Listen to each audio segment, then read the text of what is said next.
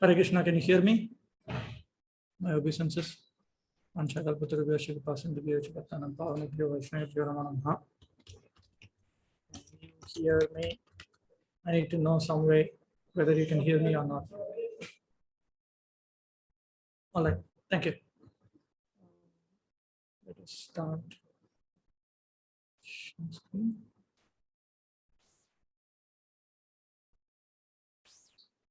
Okay, so today we're starting with 1.2.28. 1.2.28.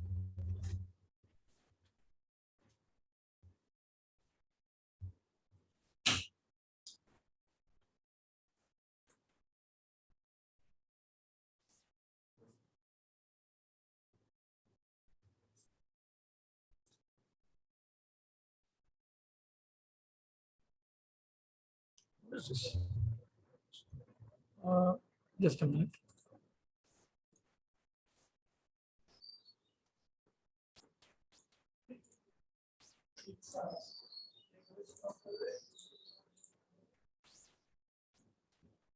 Seven.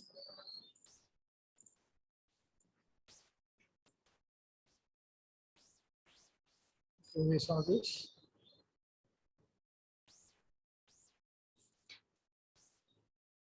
$28. Okay. So that is how does the text begin? Purushadhamatvat.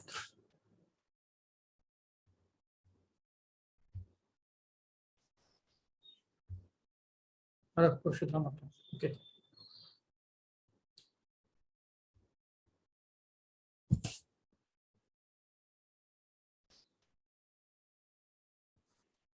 All right. Shri Chaitanya Manobhishtam Sthapitam Yena Bhutale Swayam Rupakata Mahyam Dadati Swapadantikam. Okay. Harah Purushadhamatvan Nirguna Praya Evasa Vikaravan Ihattamo Yogat Sarvai Pratiyate Yatha Shri Dashame Shiva Shakti Yuta Shashvat Trilingo Gunasam Vrataha Iti.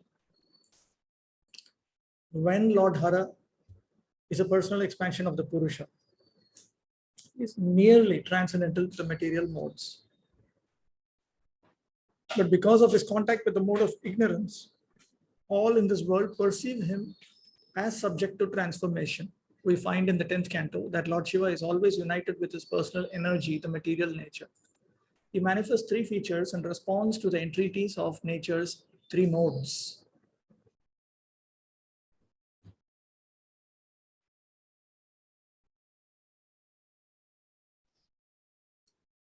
The person who has been referred to in the verse Sattvam Rajastama, the first canto verse, as Hara, as Lord Shiva, he is certainly Nirguna. He is beyond the modes of material nature. Prayaha, almost always, or is nearly transcendental. Svekshagrihitena tamasa avritatva. This is because he has, personally, he has,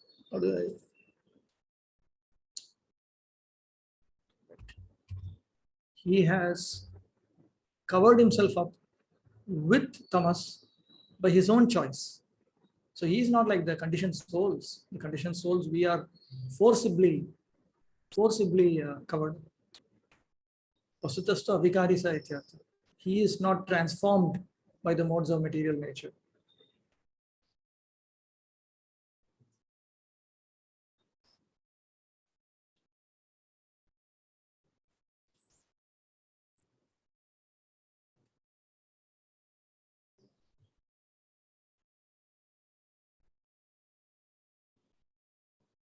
Just give me a minute, something technical was going on. Okay, and then Shiva refers to Rudra, and he is always with his Prakriti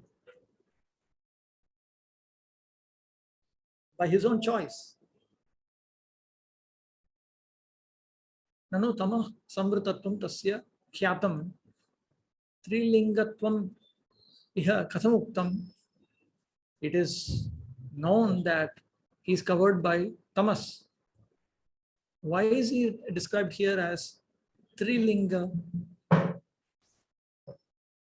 Trilinga. He has three manifest features.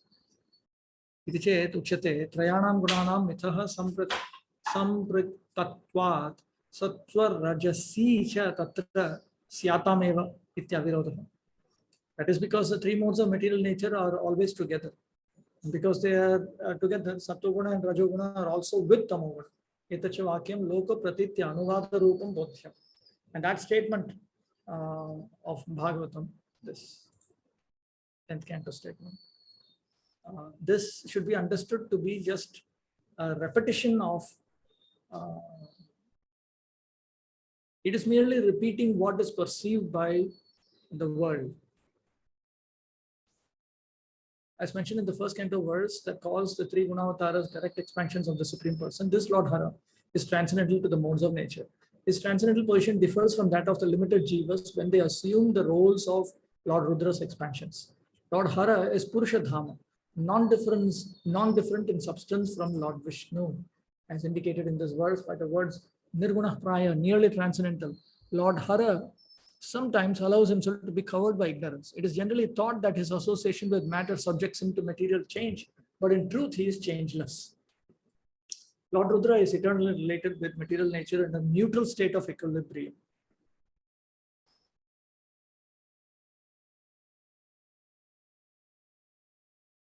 Gunasami avasthaya prakritya yutaha. In her neutral state of equilibrium. When her modes become agitated and develop the visible creation, he becomes Trilanga, surrounded from a distance by the three modes.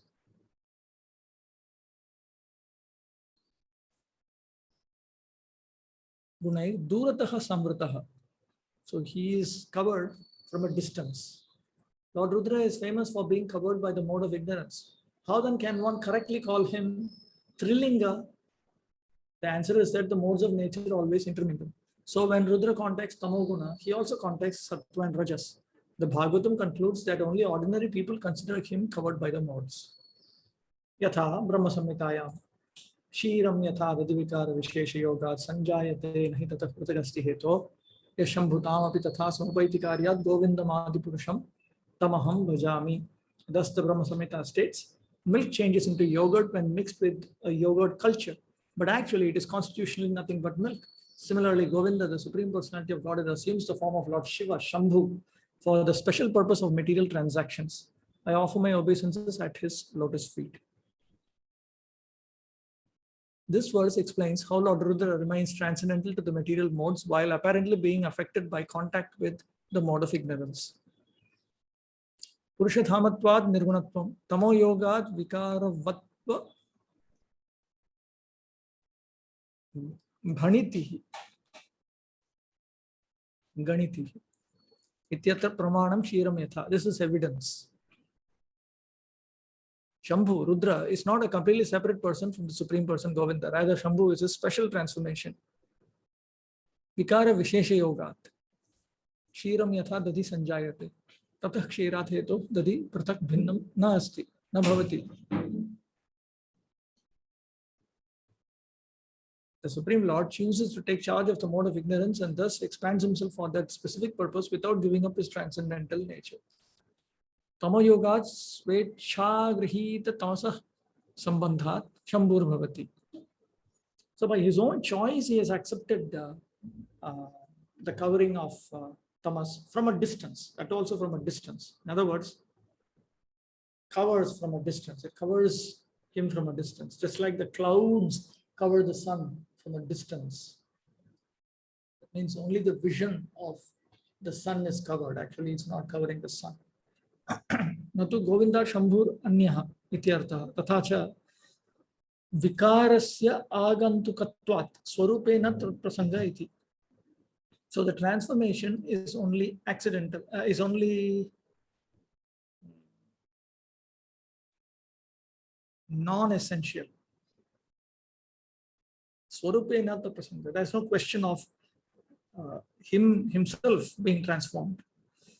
Vidher lalata janmasya kadachit kamalapate kalagni rudra kalpante bhavet sankarshanadapi. Sometimes Rudra is born from Brahma's forehead, and sometimes is born from Lord Kamalapati, Vishnu. At the end of Brahma's day, the Rudra who generates the all-destructive fire of time appears from Lord Sankarshana. Rudrasya avirbhava sthanani aha. The various places of appearance of Rudra are stated here. Rudra's birth from the forehead of Brahma is described in the Shatapatha Brahmana and in Srimad Bhagavatam.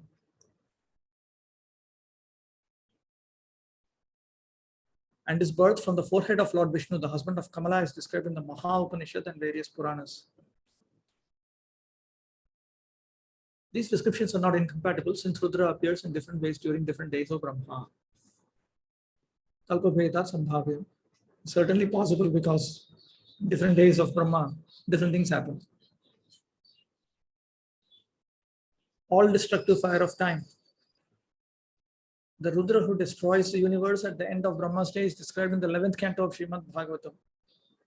Patalam arabhya sankarshana mukha nalah dahan nurtha shikho vishwag vardhate vayuneritaha. Beginning from Patala, a fire grows, emanating from the mouth of Lord Sankarshan. Its flames shooting upward, driven by great winds. It scorches everything in all directions.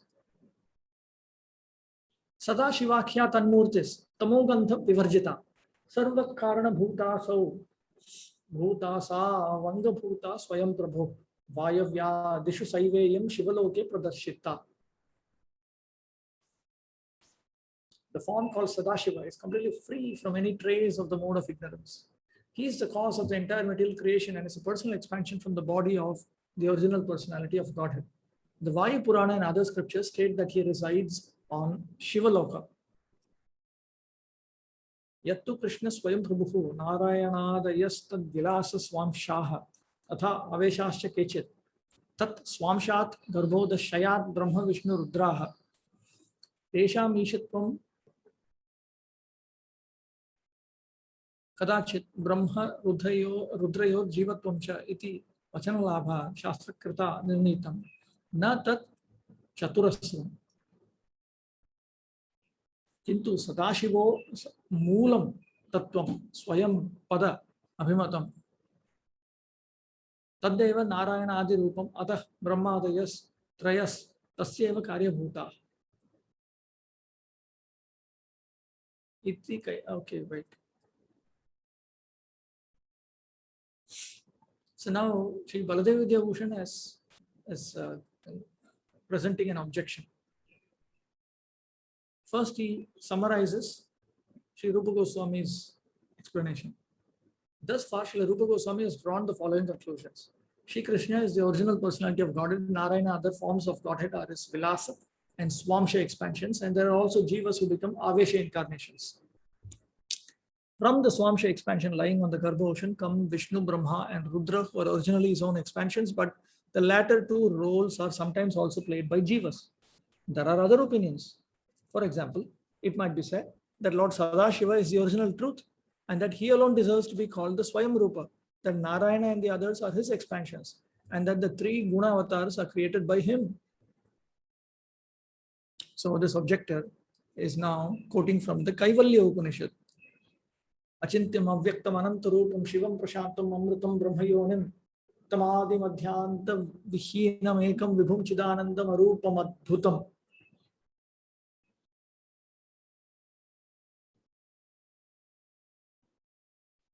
Inconceivable, unmanifest, peaceful, immortal, and all auspicious. He is the expander of unlimited forms, the absolute truth from which everything originates, having no beginning, middle, or end. He pervades all existence. He is pure, blissful consciousness, formless and amazing. Uma Sahayam, Parameshwaram Prabhum Trilochanam Neelakantham Prashantam Chatva Munir Gachati Bhutayonim Samasta Sakshim Tamasah Parastar. By meditating on the peaceful, three-eyed, blue-throated Supreme Lord accompanied by his consort Uma, a sage attains him who is beyond the realm of ignorance and is the master of creation, the source of all created beings and the witness of everything. Sa Brahma, sa Shiva, Sendra, Sokshara, Paramaswarat, Sa Eva Vishnu, Sa Prana, Sa Kalagnis, Sa Chandramaha. He is Brahma, Shiva, and Indra. He is the infallible, absolutely independent, supreme Lord Vishnu. He is the air of life, the fire of annihilation, and the moon. Sa eva sarvam yadbhutam yacha bhavyam characharam gyatvatam mrityumatyeti nanyah pantha vimuktaye. He is everything that has been and everything that is, both moving and non-moving. Knowing him, one overcomes death. There is no other path to liberation. Iti Kaivalya Upanishadi Shravanat. So this we hear from the Kaivalya Upanishad. Tasmad ayam paksho variyan shautatva. So therefore, this position is much better because it is coming from the Shruti. Tatraha sadeti. Anticipating such an objection, Srila Rupa Goswami Prabhu has stated this.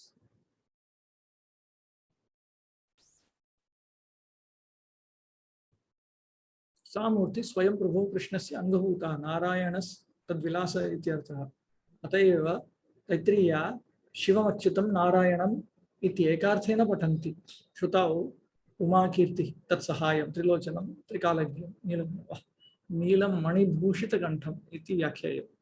Pratitarthanam Tasmin Shive Asvikarat.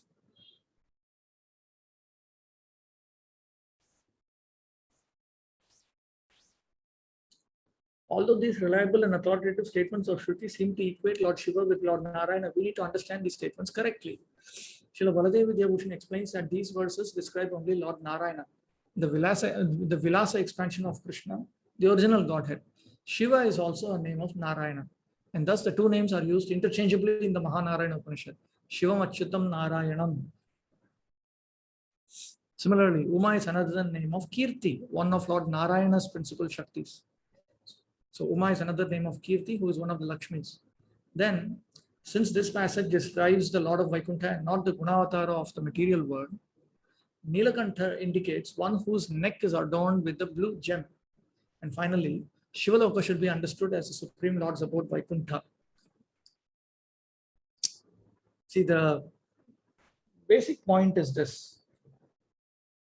The word Shiva in Sanskrit can be taken as a proper noun referring to a person named Shiva, that's called the Sangya, or it can be taken as an adjective, a Visheshana.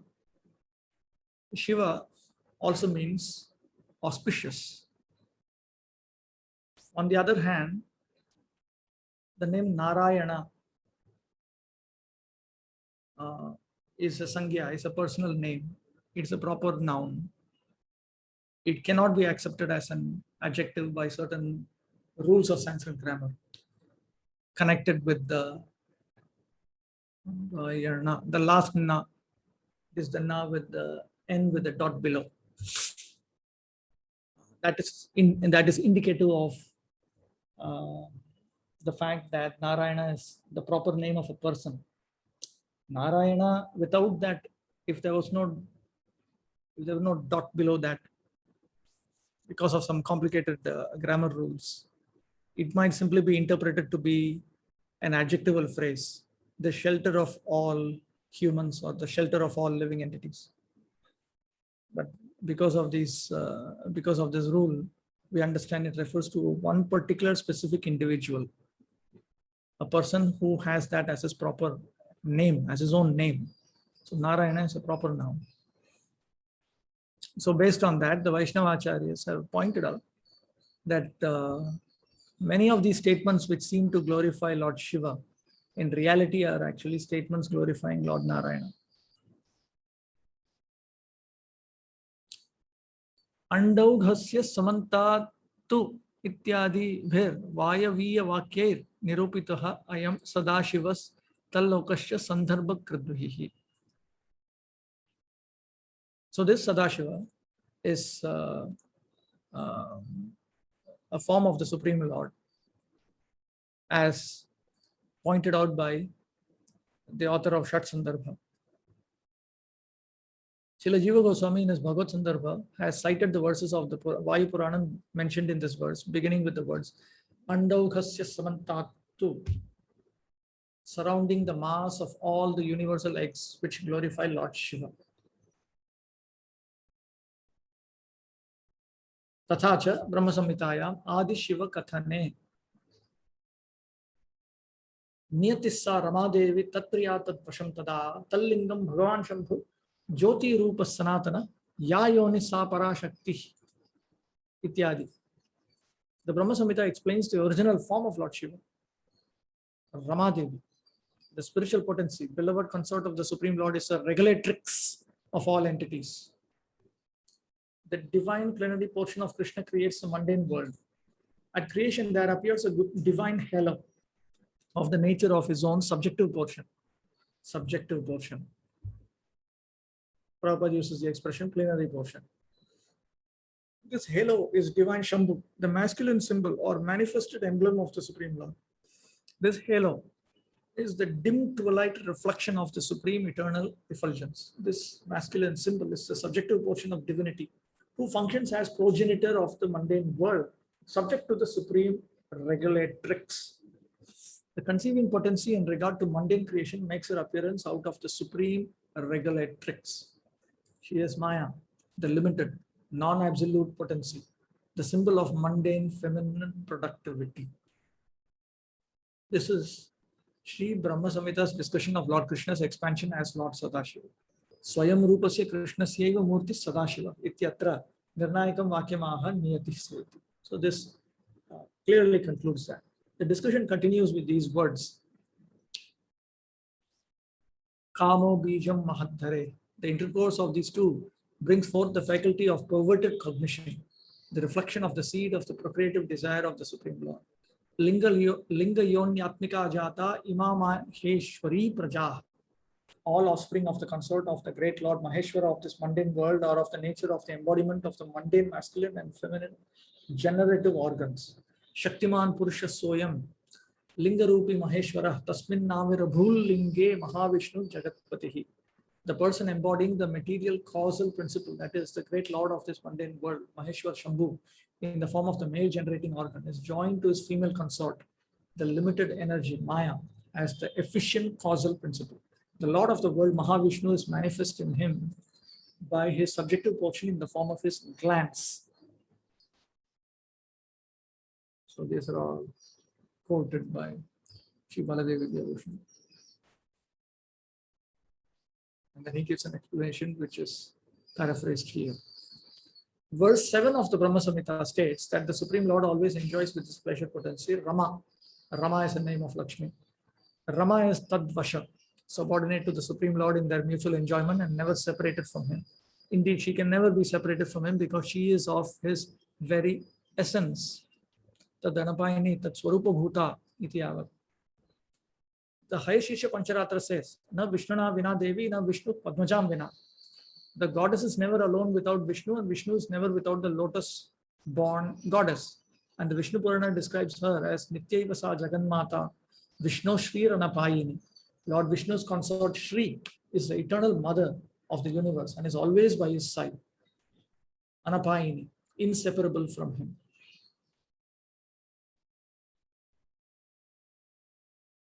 Shambhu Sadashiva is a reflection and representative of the Swayam Rupa Lord. According to the Vishwakosha dictionary, Lingam Chitne Numanicha, Linga can mean sign or inference.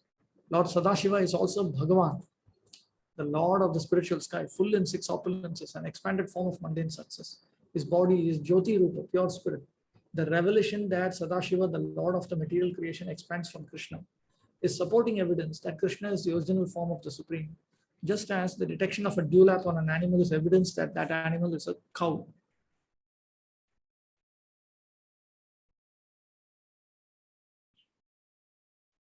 The consort energy of Lord Shambhu in the material world is the inferior Shakti who comprises the 3 modes. When the Supreme Lord's expansion, Sankarshan Mahavishnu, decides to glance at this inferior Shakti, the Mahatattva begins to evolve. Thus, Lord Vishnu's desire is the seed of material existence, Mahat Bijam.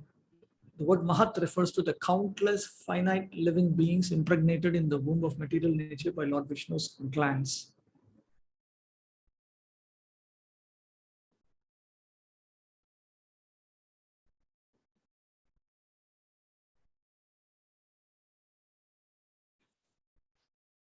They become Maheshwari Praja, the offspring of the Lord's feminine Prakriti.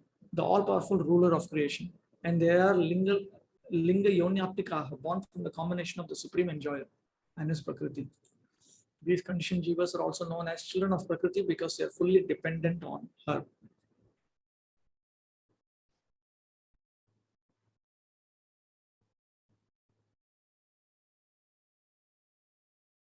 So this Mahavishnu is actually Sankarshana.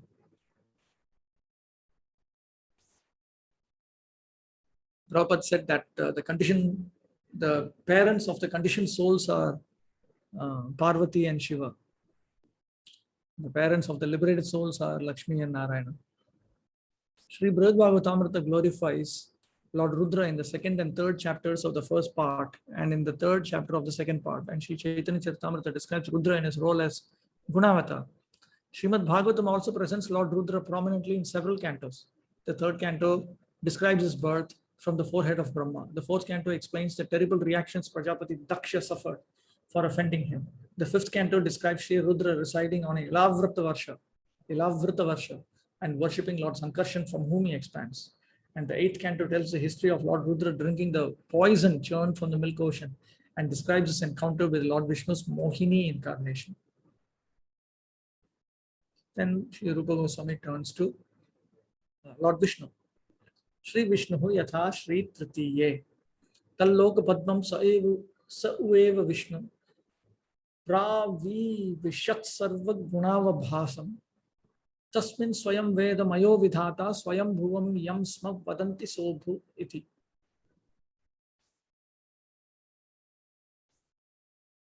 Regarding Sri Vishnu,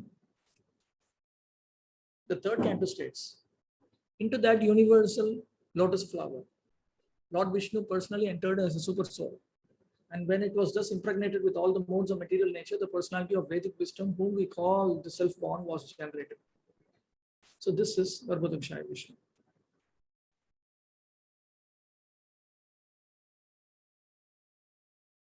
Atha Sattva Pravartam Vishnu Nirnayati. Now he describes Lord Vishnu, who propagates the mode of goodness. This third canto text describes the avatar Vishnu, who activates the material mode of goodness. Garbhodakshaya Vishnu, also known as Pradyumna, entered the lotus-shaped material universe, which contains all facilities for the living entities' attempts at enjoyment.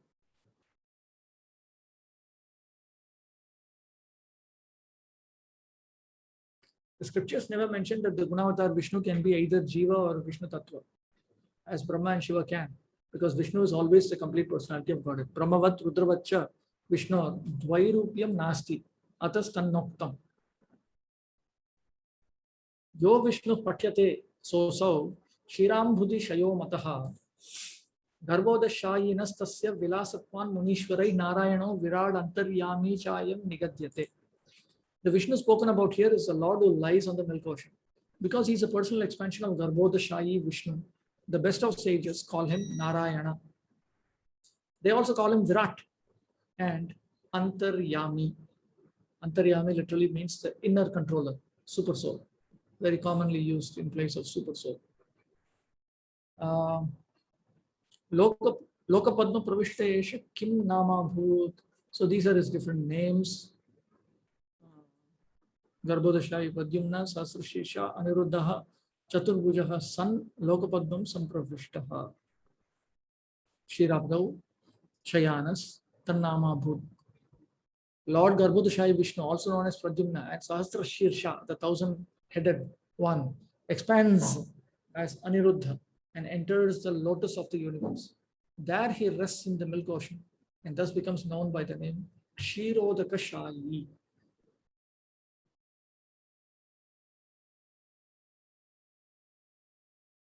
Kshirodakashayi Vishnu is the Lord of the milk ocean and super soul of the living entities. Although he is not the Lord of Vaikuntha, he is called Narayana because he is a Vilasa form of Garbhodakshaya Vishnu, who is a Vilasa of Mahavishnu.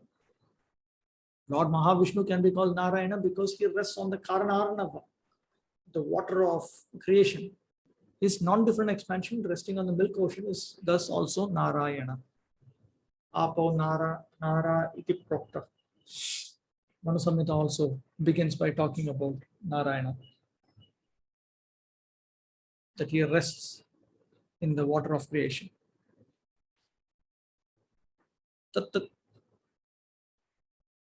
Okay.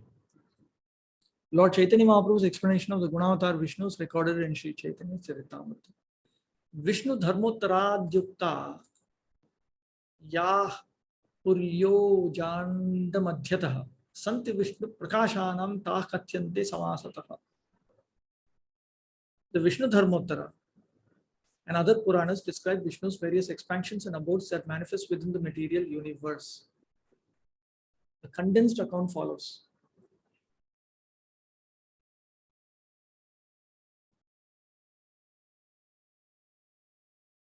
Since incarnation of Godhead generally appear in the material world through the Lord of the Milk Ocean, their personal abodes belong to him.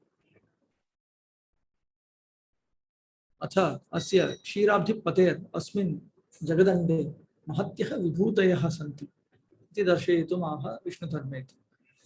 This Kshirodrishai Vishnu, he has several opulences, vibhutis, great opulences within the Brahmanda. In order to show this, Rupa Goswami has spoken this text. Yatha Rudro Parishtad Aparah Panchayuta Pramanatah Agamya Sarvalokanam Vishnulokah Prakirtitah. It is said that a planet belonging to Vishnu can be found 50,000 yojanas above Rudra's domain. The inhabitants of these worlds cannot reach that planet. Tasyo Parishtad Brahmanda Kanchano Dipti Samyuta Merostu Purvadik Bhage Madhyetul Lavanodate Vishnuloko Mahan Proktas Salilantar Samstitaha. Beyond that planet, the egg-like shell of the universe radiates a brilliant golden effulgence. It is said that in the salt water ocean east of Meru mountain is another vast planet of Lord Vishnu.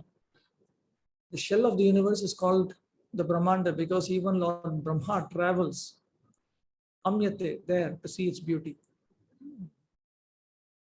So it is not just because it is the egg-like structure coming from Vishnu. Brahmanda iti Brahmana Amyate Darshanaya Gamyate Amagatyadishu. Tatra swapiti dharmante devadevo janardana Lakshmi sahaya satatam sheshaparyankam astitaha. There the Lord of Lords, Janardhan, takes rest at the end of the hot season. Attended always by Lakshmi, he reposes on the bed of Anantashesh. Meroscha Purvadik Bhage Madhye Kshirarna Vasyacha Shirambu Madhya Gashubhra Devasyanya Tatha Puri Lakshmi Sahayas Tatraste Sheshasanagath Prabhu Tatrapi Chaturamasan Suptas Tishtati Varshikan. Also, within the Milk Ocean, east of Mount Meru, lies a beautiful island that is another abode of the Supreme Lord. On that island, amid the milky waters, he rests on his bed, Anantashesha, during the 4 months of the rainy season, attended by Lakshmi. Tasmin navachi dibbhage madhye kshirarna vasyatu yojananam sahasrani mandalah panchavimshatihi shweta dvipa tayakhyato dvipa paramashobhana. Within the Milk Ocean, south of Mount Meru, is a continent 25,000 yojanas in diameter. This most gorgeous island is known as Shvetadvipa.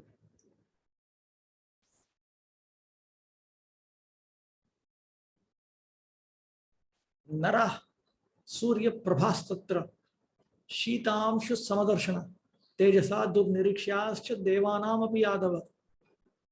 My dear Yadava, the people on Shvetadvipa are as effulgent as the sun and as attractive as the cool rayed moon.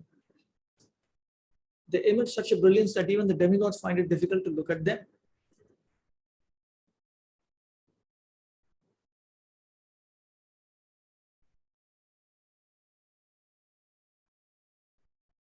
So it looks like some excerpts have been provided here. Excerpts from Vishnu Dharmottara Purana. It is an Upa Purana.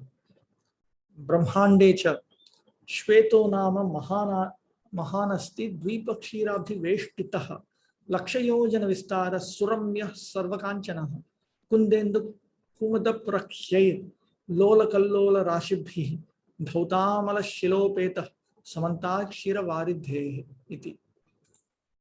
And from the Brahmanda Purana, the great and very beautiful golden island known as Shweta Dvipa, Dvipa means island, stretches for 100,000 yojanas amidst the Milk Ocean. On all sides, it is swept by the ocean's countless rolling waves, which leave on its shores perfectly polished white gemstones resembling jasmine flowers, the moon, or white lotuses.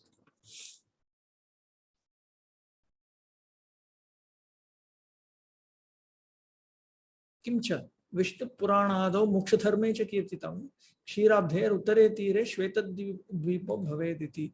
According to the Vishnu Purana and other Puranas, as well as the Moksha Dharma, Shvetadvipa lies near the northern shore of the Milk Ocean. Moksha Dharma is a portion of Shanti Parva,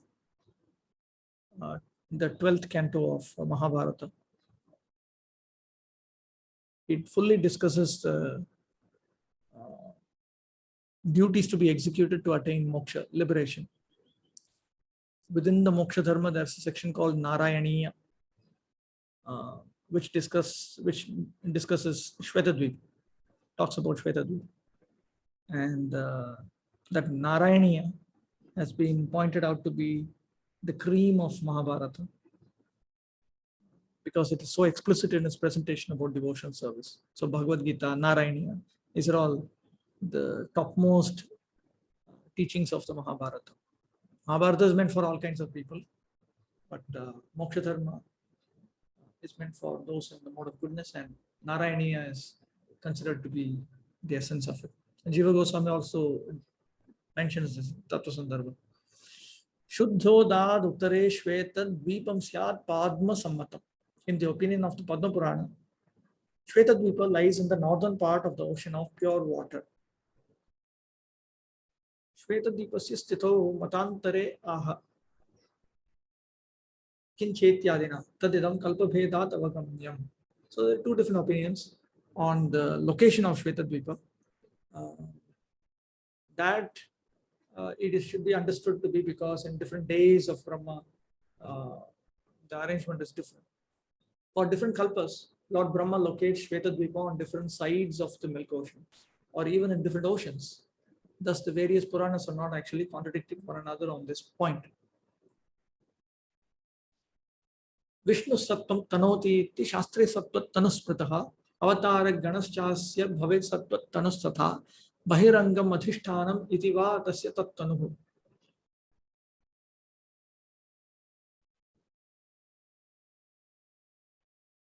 The scriptures describe Lord Vishnu and his many incarnations as Sattva Tanu. This word can indicate that Vishnu propagates Tanoti, the mode of goodness, Sattva, or that the mode of goodness is his body, Tanu, because it is his external place of residence. In Ramanujacharya's Vishishtadvaita system of Vedanta, just as we keep talking about energy, energetic, and they keep talking about body and soul. They quote from the Upanishad also, one of the Upanishads in this regard. There is a simple point that they note. The soul of this body, it activates this body. This body is able to exist as a body because the soul is inside it. It is able to function.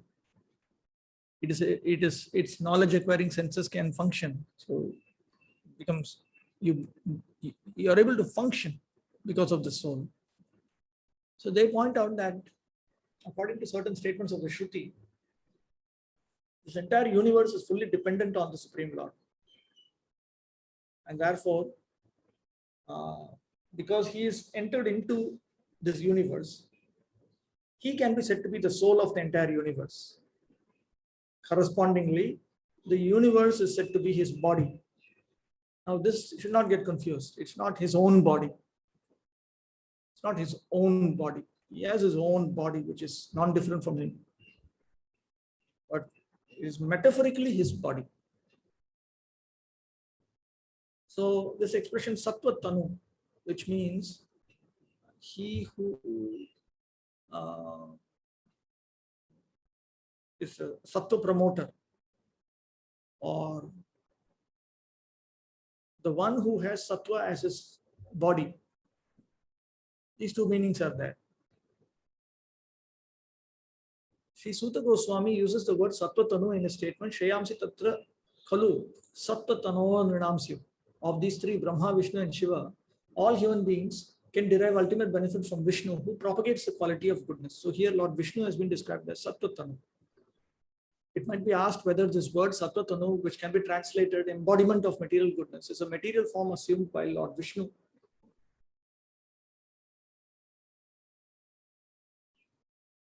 Sattvatanam kim mayika sattva murtitvam vachyam.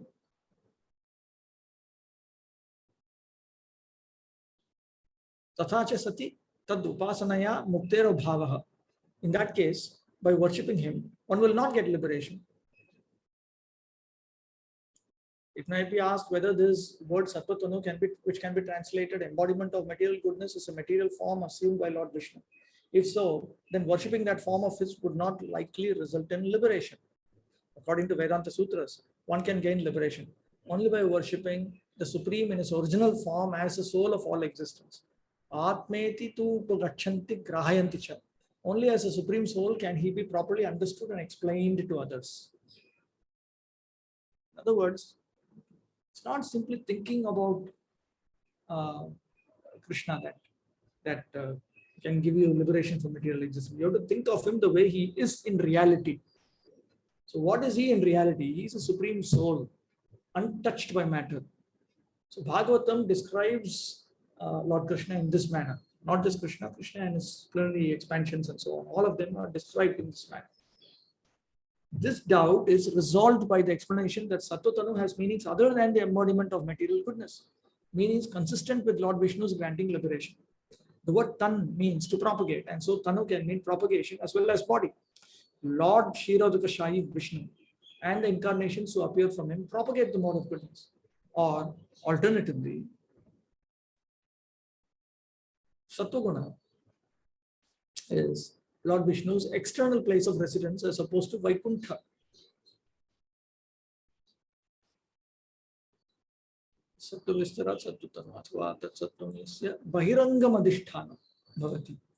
It is his external place of residence. Suta Goswami also says, Sattvam yad Brahma Darshanam. It is a quality of goodness that enables one to see the absolute truth. This means that the Supreme Lord can be realized through the knowledge that arises in clear and peaceful consciousness influenced by Sattva.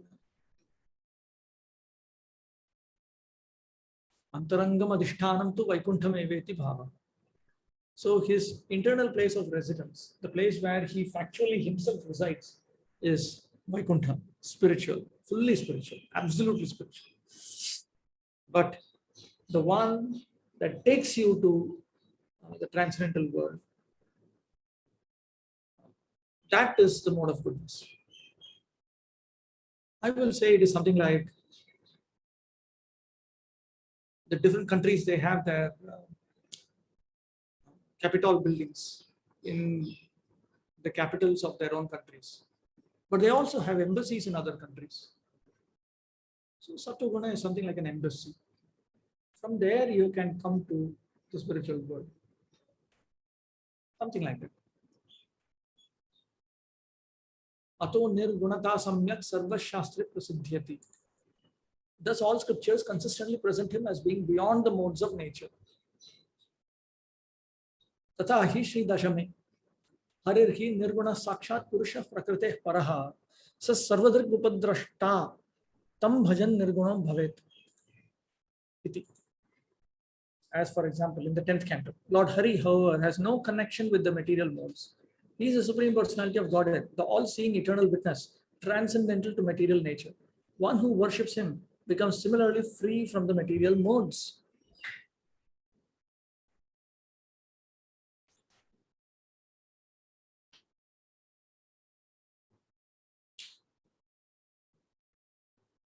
Harir Nirgunaha, Sankalpenaiva Sattvasya Pravartanam.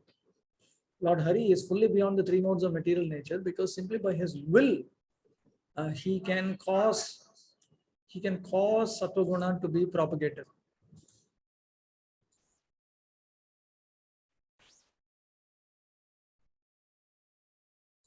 Ataha sakshat anavritah natu brahmadivat tadavritah. Therefore, unlike Brahma and Shiva, he is not covered. He is not covered even from a distance. Yataha prakriteh paraha. Because he is beyond prakriti. Natu tad vad ichaya grihita gunaha. He is not like Lord Shiva. He is not accepted the external covering of any of the modes of material nature, even sattva guna. He is not accepted. Ataha sarvatrik. Sarvesham drik. Moksha hetu jnanam yasmatsa. Therefore, he is sarvadrik. He causes everyone to see reality by awarding them that kind of knowledge with which one can attain liberation. Upadrashta. He is the witness. Sannidhau muktan pashyati. In his he looks at those who are liberated.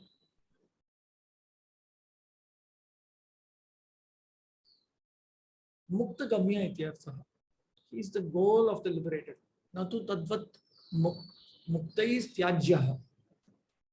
Not like Brahma and Shiva, who are worship of whom is meant to be rejected by the, which are rejected by the liberated. Therefore, by worshipping him, one attains the status beyond the three modes of material nature. Niranjana paramam samyam upaiti iti shruti. Because the Shruti says that when one becomes completely free from all contaminations, he attains a supreme form of equality with the Supreme Being, meaning he comes to the same platform. Lord Vishnu controls the mode of goodness by his sweet will without becoming entangled by it. He personally, Sakshat, remains always in his original independent position, not coverable by any power of the material energy. To some extent, the three modes cover Brahma and the other demigods, but the modes can never touch Vishnu because material desire can never compel him to consort with them.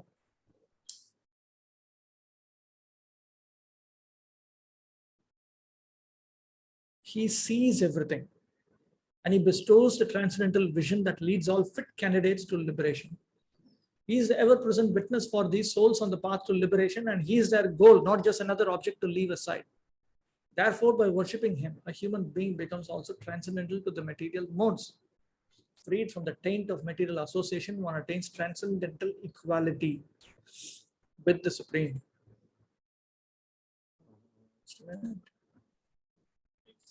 Up to 53, okay. Tena sattanor asma shreyamsi syur udiritam. It is thus said that from him, the propagator of goodness, comes supreme benefits. Ityato vihita shastre tad bhaktereva nityata. Therefore, the scriptures declare that performing devotion service to Lord Vishnu is an eternal obligation. Eternal obligation means it is compulsory. It is compulsory even if you do not want to go to the abode of Lord Vishnu to become his eternal servant. Whatever you may want, you have to engage in devotion service unto Lord Vishnu. Tatha hi padme smartavya satatam Vishnu vismartavyo na jatuchit sarve vidhi nishedha syu etayoreva kinkaraha. As stated in the Padma Purana, Lord Vishnu should always be remembered and never forgotten. All other injunctions and prohibitions are servants of these two. Ityata iti uktariti kena nirgunatvena Vishnoreva paramyat tad bhakte nityata vihita. Because Lord Vishnu is transcendental to the three modes of material nature, therefore, devotion service unto him has been prescribed. Yasya akarane pratyavaya sa nitya. What is the meaning of mandatory? Mandatory means if you do not engage in if you do not engage in that activity, you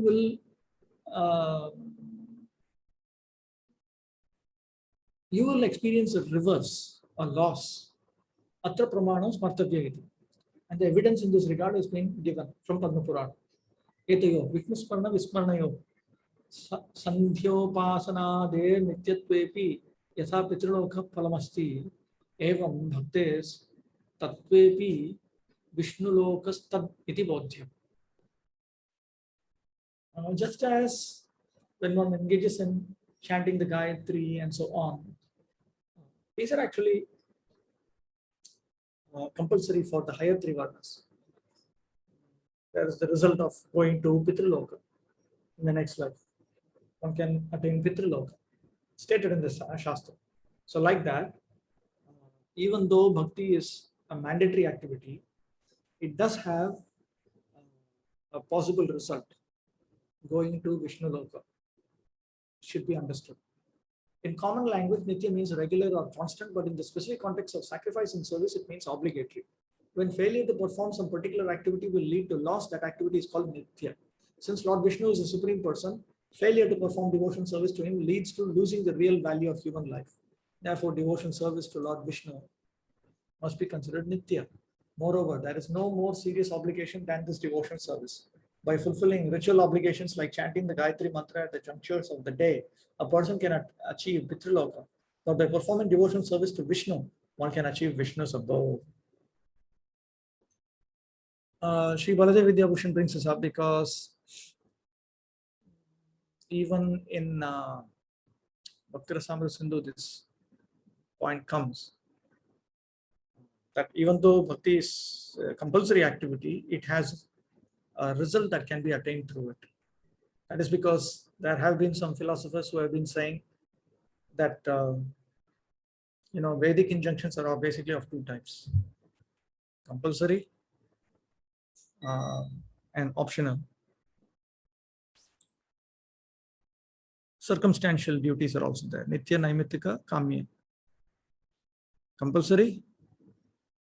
Compulsory means every day you have to do. Circumstantial, on Ekadashis you do this. On Purnima you do that. When you see an uninvited guest, you do this.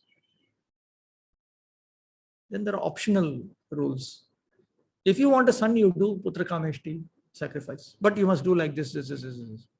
If you want that, then you do that. We find a list, even Shukadev Goswami, he mentions in the second canto of Bhagavatam. So that's optional. Anything outside of this is prohibited. Nishiddha. So there was an idea centuries back that there are results to be attained only through optional activities. So there are different arguments going up and down between various Vedic scholars. So Rupa Goswami is pointing out that no. Bhakti is a compulsory activity, but still there are results that can be attained through it.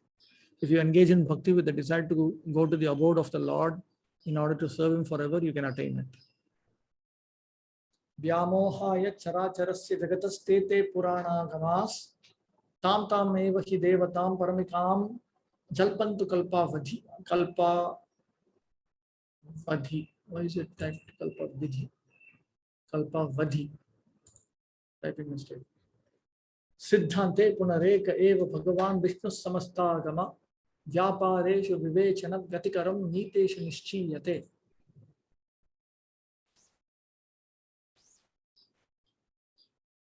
Ateva tatraiva. This is also stated in Padma Purana. It's actually Padma Purana verse. Thus, the same Padma Purana, Patala Khanda, states each of the many Puranas and other Vedic scriptures speaks of particular demigods as supreme just to bewilder the moving and non-moving living entities. Let these scriptures dispute like this perpetually, but when one studies and analyzes all of them collectively, one concludes that Lord Vishnu is the one and only supreme personality of Godhead. Evam Vishnoreva param yena nirnayo na sambhave. It's not possible to conclude that Vishnu alone is supreme. Vadi vipratipatter jagarukatva. Because you have to be aware that there's a lot of controversy about this subject. Tattat Puraneshu Vyasokteshu eva Brahma Rudra Dinam api Paramya Darshana. And you find it in the Puranas which are written by Vyasa himself. That Brahma has been stated to be supreme, Rudra has been stated to be supreme, and so on. So one might object like this. How can one say that Vishnu alone is supreme when there are so many conflicting scriptural statements? Vyasadeva himself has presented various Puranas that speak of Brahma, Rudra, and others as a supreme.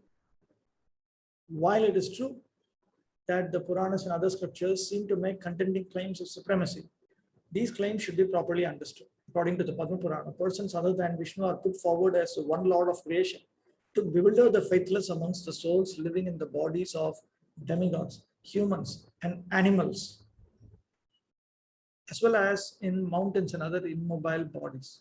The true philosophical Siddhanta is established in the Vedanta Sutras, in its commentaries by reputable Vaishnava Acharyas, and in Srimad Bhagavatam, the natural commentary on Vedanta compiled by the Sutra's author. Kintu Brahma Sutra is tad bhashyena che Sri Bhagavatena Siddhante Sati. But in the presence of the Vedanta Sutra as well as its commentary known as Sri Bhagavatam, one cannot be having this confusion. That's what Baladeva Devasena is saying. When we carefully interpret the statements of all the revealed scriptures with the guidance of this faultless Siddhanta, employing both literal and metaphorical readings, we will conclude that Vishnu alone is the supreme truth, the unlimited reservoir of knowledge and bliss.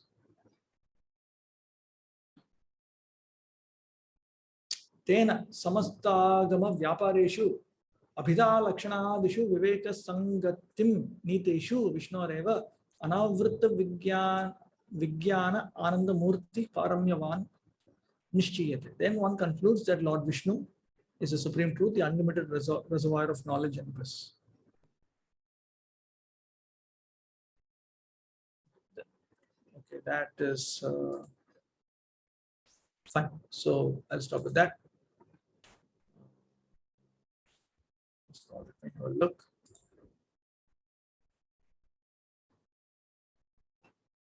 Start with the beginning.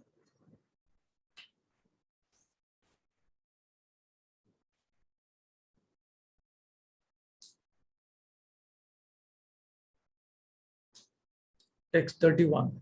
Sadashiva for material creation. Text 31. Let me see what is text 31. Text 31. Let me make this big.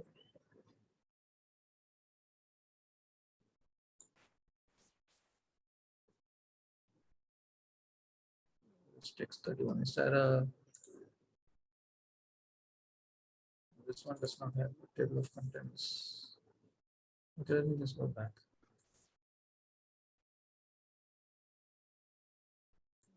This text size is 31. Okay. He's the cause of the entire material creation.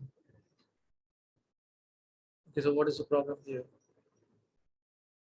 If Krishna can be the cause of the entire material creation, why can't any one of his Vishnu Tattva expansions be the cause of entire material creation? And why can't Lord Shiva cause material creation? It's just the chain of causation. That's all.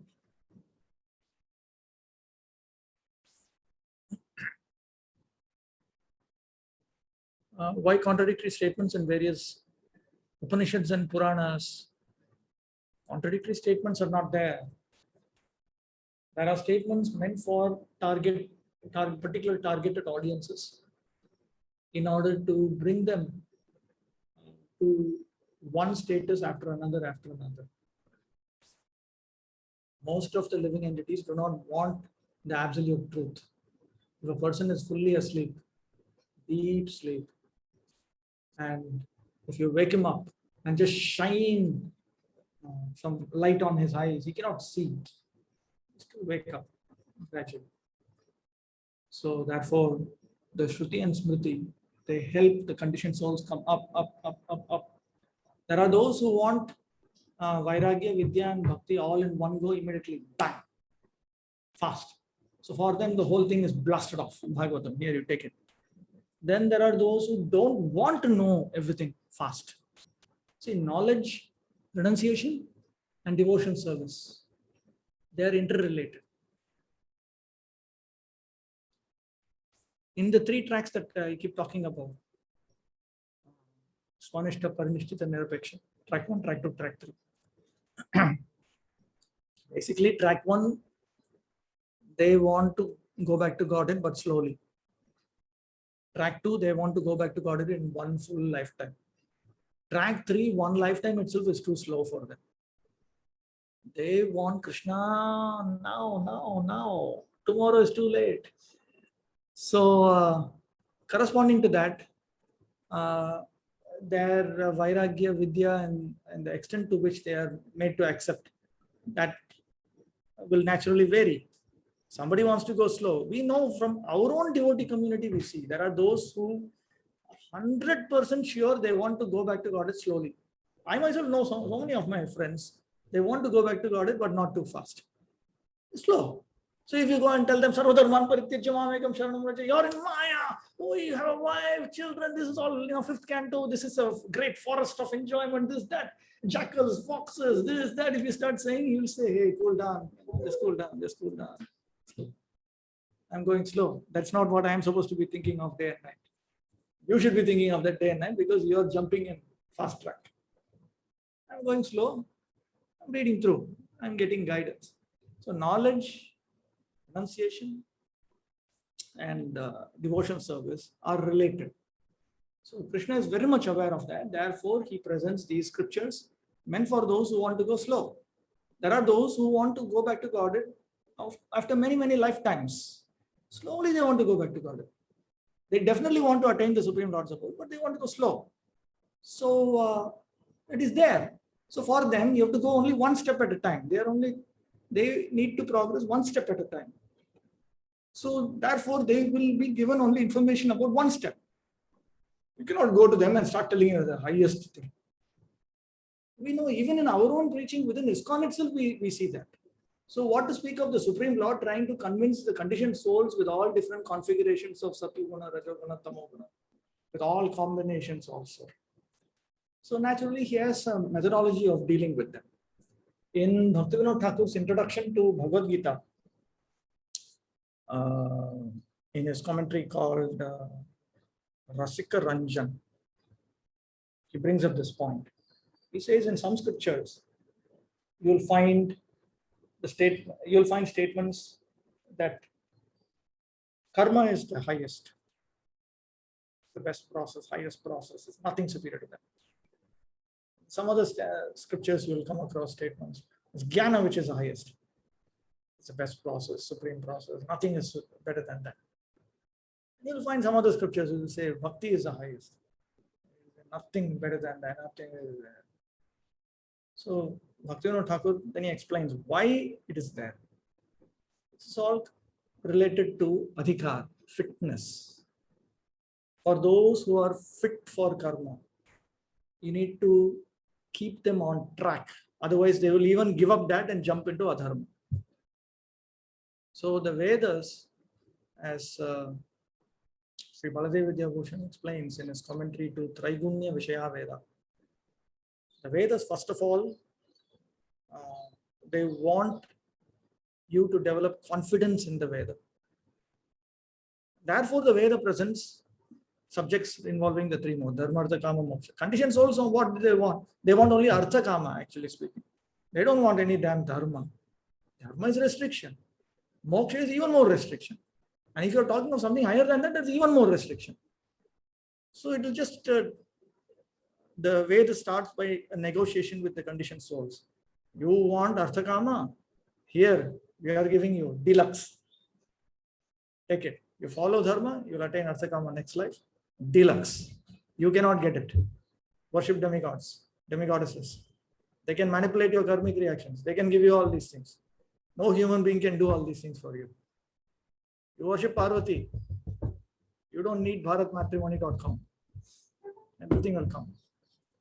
Bang. You want to become rich. You don't need to take up some self-motivation, this, that, and all that. Follow the injunctions properly, worship Ganapati. He will look into your karmic history and do some edit, some cutting, pasting you will do. In some future life, you are supposed to become rich, that he will put it now. Now you are poverty stricken, that he'll paste it there. That no human being can do all these kind of things. They must have this power within limited departments. They have the power to do these kind of things. So take advantage. So the Vedas present like this. So the first step is to generate factual confidence, because right now the conditioned soul is not interested in knowledge. It's not interested in understanding reality. It's a madness. I remember there was one friend of mine. He once he was a brahmachari who wanted to get married. Later he got married, but at that particular point he wanted to get married, and he was in the middle. He was a temple devotee who had actually given up everything, sacrificed many things, and become a brahmachari, and then later developed desires, and he wanted to get married. Quite common, actually, not uncommon, definitely not strange. So I and another friend, we took him to one elderly Mataji, who was also involved in matrimony. He was already in white by that time. So then that Mataji asked him, what is your marriage karma like? Marriage karma means, see, there are certain things which are already destined in your horoscope. How will your marriage experience be? Whoever you marry, that marriage experience only will be, that's what you will get. It is your experience. You have earned it. So she asked, did you consult any astrologer and find out from any reliable astrologer about this? He became very disturbed. I just want to marry. Then she said, no, but you should know this, no? So then he came back to my friend and he asked. So she is asking like this.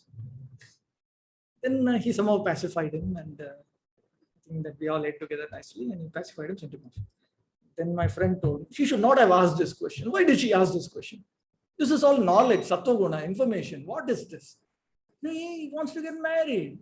You cannot start talking about all reality, this is good, you'll have bad karma, good karma. What is this? He wants to marry, You don't tell him he will leave and he'll go, and anyway he'll marry.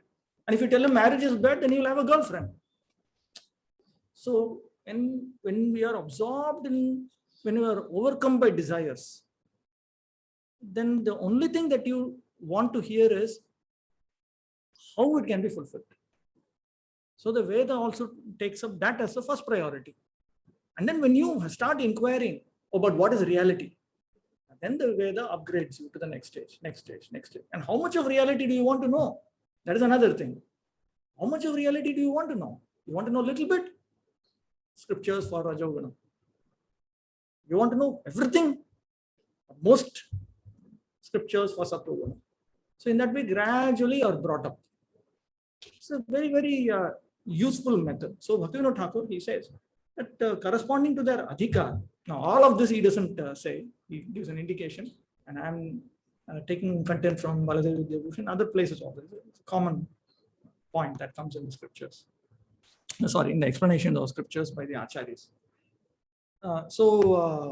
Bhaktivinoda Thakur, he points out that some scriptures promote karma for people who are eligible for karma, who are fit for karma. Otherwise, they will give it up. Similarly, for those who are fit for jnana, the scriptures promote jnana only, because it wants to convince. Because for that person, there's nothing better than karma. For that person, there's nothing better than jnana. So the scriptures are not wrong. Rather, it is meant for a targeted audience. Just like even in newspapers, we come across advertisement texts. Mobile phone for 600 rupees with a star and with so many fine points. It is not wrong, cannot be wrong, because if it is wrong, it would be illegal. So they don't break the law, but at the same time, they are careful. So the Veda uses this method. The Supreme Lord himself presents like this. So these are apparently contradictory, but when you understand in detail the factual intended meaning, it is not confusing. You have to understand the factual intended meaning. Just like Lord Chaitanya gives the standard example. The stool of an animal is impure. The stool of a cow is pure. Two different Dharmashastric statements. Both of them, they appear to be contradictory, but they are not. If you factually understand the intended meaning, you understand they are not contradictory. The intended meaning of the first statement is the stool of an animal, except the cow, is impure. So if you understand the intended meaning, then you understand how it is not contradictory. There was one in one of the Vaishnava Sampradayas, there was one professor. He passed away a few years back. And he once told me that for the academic scholars, people who go to the university, learn Sanskrit and read all these scriptures, for them, when they open the Puranas, when they open the Upanishads, everywhere they see contradiction.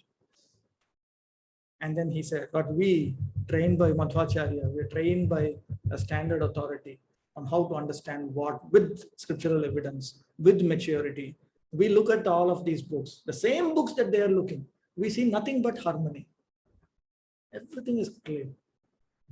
Vyasadeva has no reason to confuse people.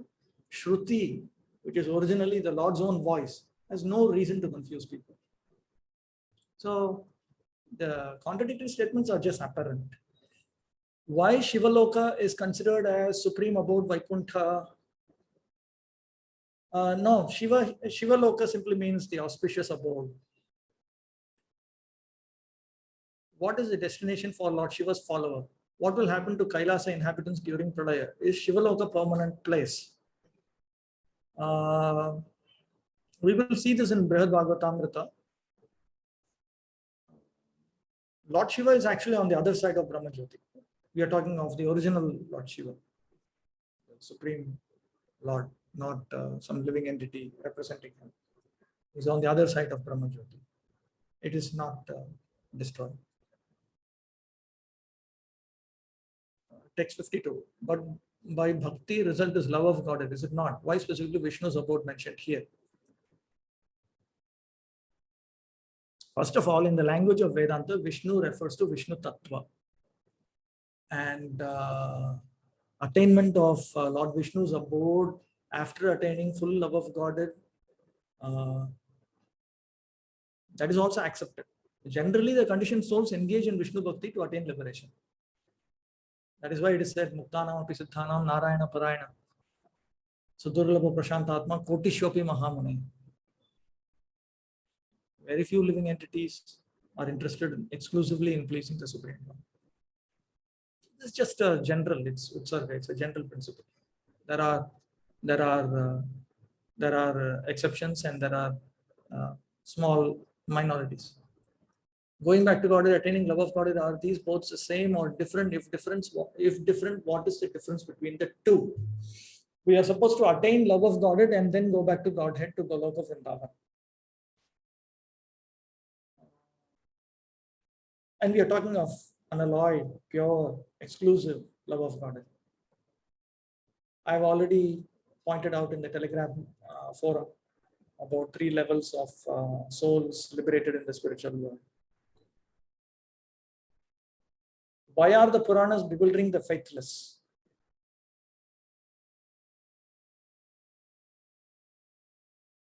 Asura Mohana is repeatedly described even in Srimad Bhagavatam as one of the features of the Supreme Lord. If you don't surrender unto him, Krishna does not want to help you. So Vyasadeva also, he presents information that will confuse those who do not follow the system. That is what is known as bewildering the faithless.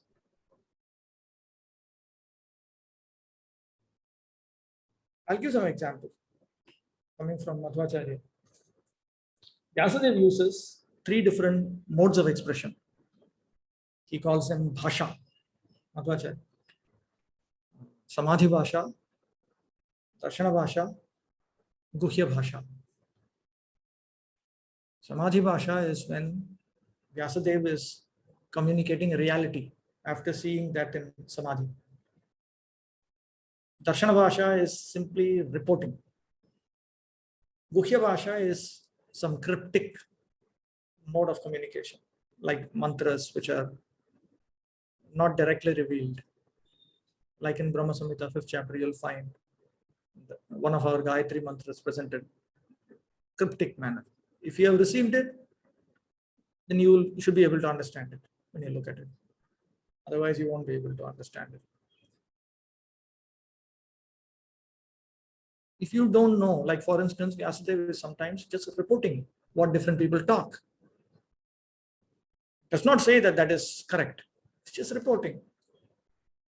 So those who don't have faith in the Vedic system of knowledge development, they will become bewildered.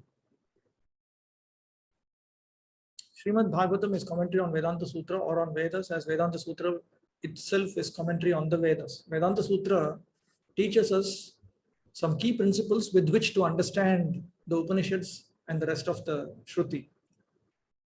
Because Bhagavatam is a commentary, it's an explanation of Vedanta Sutra. Naturally, Bhagavatam also helps us understand the Vedas. What is the specific difference between Mahavishnu and Sadashiva? What is the difference between Sadashiva and the Shiva in charge of the mode of ignorance? Okay, let me first of all tell what I know. I don't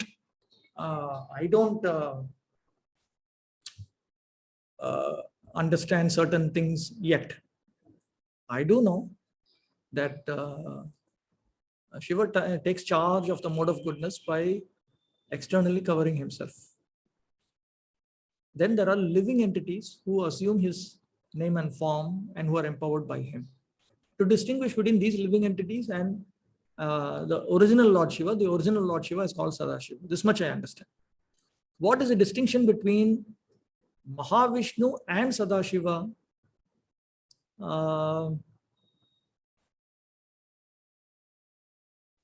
As far as I understand from Madhurya Kadambini, where Vishwanath Chakravarti Thakur deals with the subject of Lord Shiva, Brahma and so on.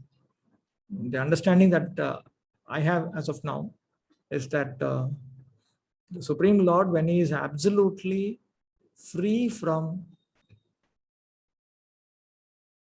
any relationship with Maya, even distant relationship with Maya, except for the purpose of willing.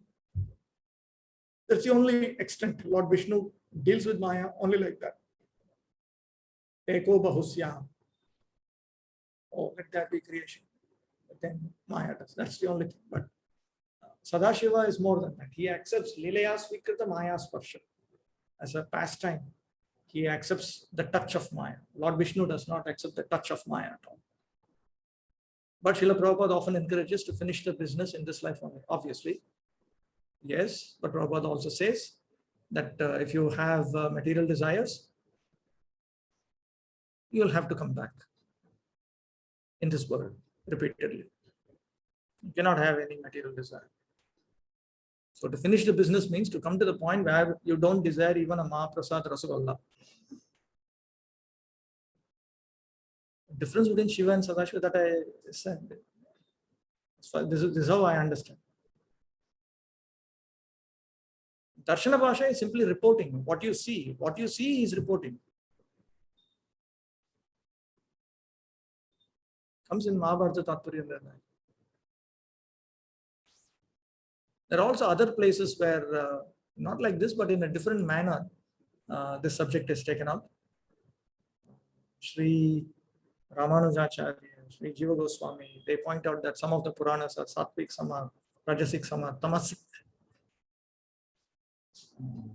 So they are referring to particular targeted audiences.